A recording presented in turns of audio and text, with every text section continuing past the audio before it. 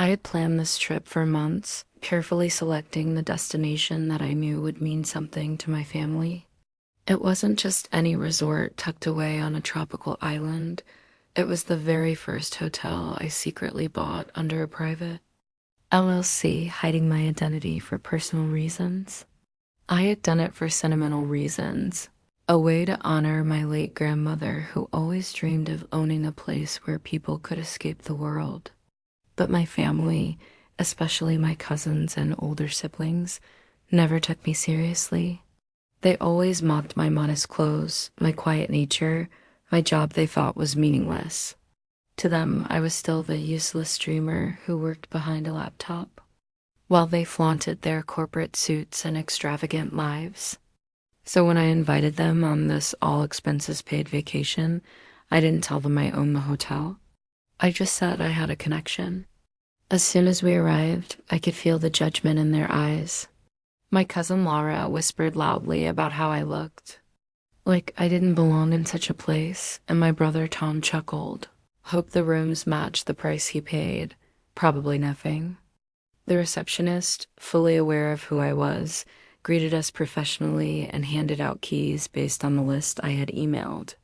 But as a surprise test, I had asked them to assign me one of the least impressive rooms, the one with a leaky faucet and a view of the service alley. I wanted to see how they'd treat me when they thought I was beneath them, and they didn't disappoint. The moment we all got to our rooms, the group chat lit up with pictures of sprawling ocean views and rooftop hot tubs, except for me. My room's small cracked mirror and outdated curtains became the punchline for every dinner joke. Looks like he got what he paid for, Tom sneered. Bet he's in the broom closet, Laura added, laughing. No one asked how I felt. No one offered to switch. Instead, they bathed in luxury while I quietly watched it all unfold. On the second day, I joined them for the hotel brunch buffet. The chef, who knew me personally, gave me a respectful nod, but I waved him off discreetly. I didn't want anyone to treat me differently just yet.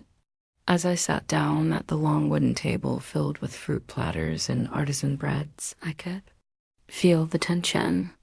They were already sharing stories about how they negotiated with the front desk to upgrade their rooms because they deserved better, bragging about how they knew how to handle hospitality staff. Laura went on about how the front desk lady almost trembled when she demanded new towels. And my cousin James added that he'd spoken to the manager about moving me to a room more suited for someone like me. I forced a smile, sipping my coffee while inside. A part of me burned. These were the same people I had grown up defending. I remembered when Laura cried about her first breakup, and I sat outside her house for hours just to comfort her. Or when James lost his job and I loaned him money from my freelance earnings, which he never repaid, but none of that mattered here. I was still the joke. That afternoon, they went for spa treatments and sent selfies in matching robes, mocking me and the captions for choosing the cheap room. They didn't even invite me. So I walked alone along the staff corridors, chatting with the janitor who had been working there since the hotel was built. He thanked me for the renovations I approved the month before, and I felt a sense of pride. One more week, I whispered to myself. One more week of playing the invisible man before they realized the floor they walked on was mine. That night, they had a private rooftop dinner arranged through me. I let them think it was complimentary. They toasted their wine, joked about my budget traveler room, and never once asked if I wanted to join. I stayed back in my small room, watching their laughter echo through my window, knowing a storm was coming. By day 3, the arrogance had grown unbearable. They strutted through the hotel like they owned it, snapping at staff, leaving towels in the hallway, and requesting things outside hotel policy. Still, the staff complied, not because of their demands, but because I had instructed them to. Behind every courtesy they received was my approval. They thought they were manipulating the system, but really, they were operating in a space I built with my money, my effort, my dreams. I continued playing my part, walking around the property like a guest who couldn't afford more. I bumped into my brother near the pool bar and he smirked, asking, "How's life in the dungeon?" I laughed it off and offered to buy him a drink. He declined, saying, "No offense, but I don't want you wasting what little you have." The bartender raised an eyebrow, confused but silent. I nodded at him secretly to let it go. Meanwhile, I watched my relatives treat the staff like they were beneath them, snapping fingers, yelling for fresh juice, making racist and classist remarks. I noted every comment, every sneer. This wasn't just about me anymore. It was about how they saw people who served them as disposable, less human. That night, I attended the resort's cultural show. I sat in the back while they were given VIP seats at the front. They didn't notice me. As the fire dancers performed and the music filled the night sky, I felt both hurt and inspired. I made a decision that night. The reveal wouldn't just be about shocking them. It would be a lesson, one they wouldn't forget, one that would humble them. The next morning, I sent a message to the hotel manager, requesting the team to begin preparing the grand conference room. It was a space rarely used except for investor gatherings. I told them to set it for a formal brunch on the final day of the trip. No details for now, just elegance and full service. Back in the guest area, the mockery had taken a new shape. My sister had started a running gag where she'd refer to me as Budget Boy, and they'd all laugh like it was the most clever insult in history. When I walked by the poolside lounge, Laura purposely called out, "Someone ask if the alley-facing rooms get room service," sending the group into fits. Even some guests began to pick up on the jokes. It was humiliating, but I kept my cool. I spent the day working quietly in the hotel's private office, reviewing contracts for upcoming renovations, finalizing staff bonuses, and approving a new spa layout, all funded by the very person they joked about. That evening, as the sun dipped over the horizon, I sat by the beach alone while they popped champagne up on the balcony. I saw them point down at me, laughing like hyenas, but I also saw the staff, members watching them with hidden scorn. I knew I had to stand up not just for myself, but for everyone who was made to feel small. The plan was in motion now. Tomorrow was the last day. The reveal would be at brunch, and everything they thought they knew about me would be turned upside down. The morning of the final day arrived with the sun stretching its golden arms over the turquoise sea, as if nature itself was preparing a stage. I got up early, dressed in a crisp white button-down and navy slacks, a rare departure from my usual vacation hoodie and joggers. I walked to the front desk and greeted the manager with a knowing nod. "It's time," I said simply. Within minutes, staff members began moving, prepping the grand ballroom for a brunch unlike any the hotel had hosted before. Golden name. Tags were polished, silver trays were laid out, and the chef personally curated a menu that would stun any fine dining critic. I told them to address my family not as VIP guests, but simply as invited guests, no special treatment. They didn't deserve it today.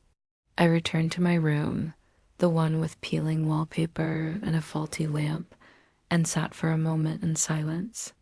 I looked around at the small space where I had endured their jabs, their laughter, their arrogance. Then I picked up my phone and texted the family group chat. "Formal brunch in the Jade Ballroom at noon. Please be on time. Dress code enforced." The chat exploded with questions. What's Jade Ballroom? Why formal? Isn't that for investors only? I didn't reply. I let them wonder. Let them feel the confusion and uncertainty I had lived with all week. Noon came. I stood by the doors of the ballroom, now transformed into a dream of crystal chandeliers, floral centerpieces, and soft violin music. My family arrived in mismatched semi-formals, clearly irritated. "What is this?" Tom asked, scanning the room. Lara muttered. Are we crashing someone else's event? I smiled. No, this is for you. They looked at each other, puzzled. I turned to the crowd of hotel staff lined up near the far wall and gave a short nod. One of the waiters brought over a leather folder with a gold seal. I opened it and pulled out a document proof of ownership with my name, the LLC, the purchase date. I placed it on a podium and cleared my throat. Welcome, I said, loud and calm, to my hotel. Silence fell like a thunderclap. At first, they laughed thinking it was a joke. You own this? Laura asked, mouth twisted in amusement. But when the manager stepped forward and addressed me with a warm, Mr. Reed, their faces began to change. He's not joking, the manager confirmed. Mr. Reed has owned this hotel for over a year. Every suite you've enjoyed, every meal you ate, every staff member you disrespected, it was all under his roof. I could see their eyes darting around, trying to recalibrate. Wait, but the room, Tom stuttered. You stayed in the worst room. I nodded. I chose to, because I wanted to see who you really were when you thought I was beneath you. The weight of that sentence fell on them like stone. My sister's face turned pale. James, always so loud, now stood mute. All week, I watched you treat people me, included with disdain. You thought money made you better. You flaunted rooms I paid for, laughed at clothes I bought with my earnings, mocked the man who made this trip possible. I turned to the staff. These people here, they've worked day and night to make this place run. They deserve respect, not finger snaps and eye rolls. And today, they will be seated at this table with you. Gasps echoed. The staff members hesitated at first, unsure if I was serious. Yes, I reassured them. You've served them all week. Today we break bread as equals. Chairs were pulled out. The chef himself emerged and bowed toward me before taking his seat. My family sat in stunned silence as the waiters they had bossed around all week sat beside them, laughing warmly and pouring water like equals. It was a banquet, not just of food, but of humility, truth, and revelation. As the meal began, I noticed the awkward silence between courses. My family, once so full of jokes and mockery, now barely looked each other in the eye. The staff, however, smiled, shared stories, and slowly began to feel comfortable. I turned to James and asked if he remembered the time I helped him with rent. He blinked. Yes, I do. You never paid me back, I said calmly. But I never asked because I believe family looked out for each other. He nodded quietly. I didn't expect this, he admitted. No one did, I replied. And maybe that's the problem. I then asked the room if anyone had anything they wanted to say. At first, no one spoke. Then the oldest housekeeper stood up. I've worked in hotels for 35 years, she said, her voice soft. I've never seen a guest treat us with kindness like Mr. Reed did, even when pretending to be just another tourist. She looked directly at my family. When people think someone has no power, they reveal their true nature. That's what happened this week. My brother Tom leaned back in his chair, rubbing his eyes. I thought I was better than you, he confessed, his voice hoarse. But now I see who's actually leading. Laura started to cry, not loud, but a quiet stream that slid down her cheek without resistance. She looked at me and whispered, I'm sorry. I nodded. I wasn't looking for an apology, but maybe they needed to say it more than I needed to hear it. We finished the meal in peace. No jokes. No cruelty. Just reflection. I announced a bonus for every staff member present and personally handed each of them an envelope.